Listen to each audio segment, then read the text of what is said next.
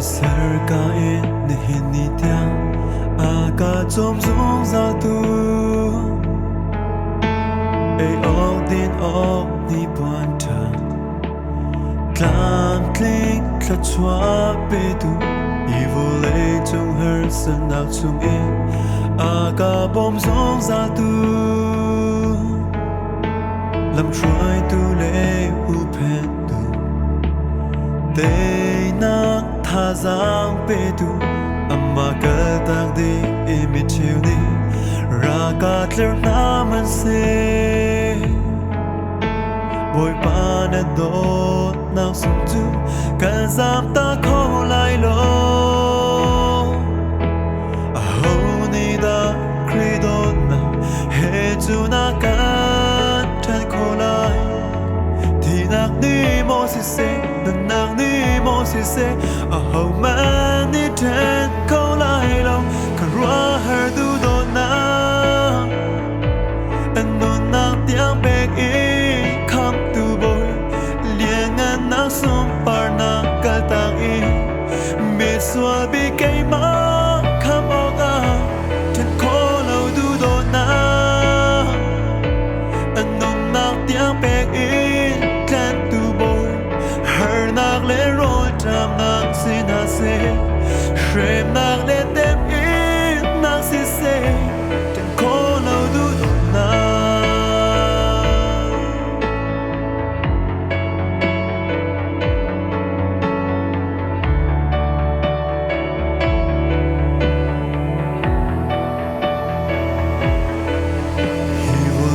to her san nak chung in aga bom zong za tu lam try tu le hu pen tu te na tha giang pe tu amma ka tak din in mi chiu ni ra ka tler na man se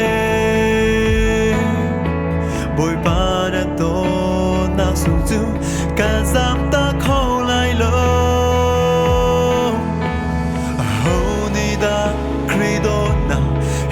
Jun akan tan ko lai ti nak ni mo si se nun nak ni mo si se a ho man ni tan ko lai lo ka ra her du do na an nun nak tiang pe e kam tu boy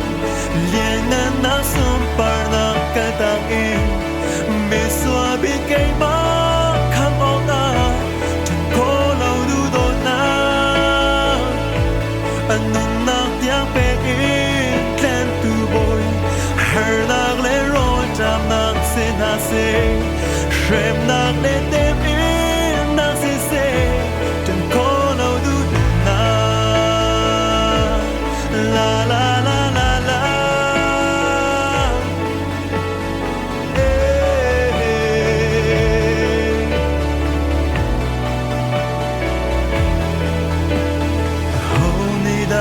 credo na he tu na ka tan kho lai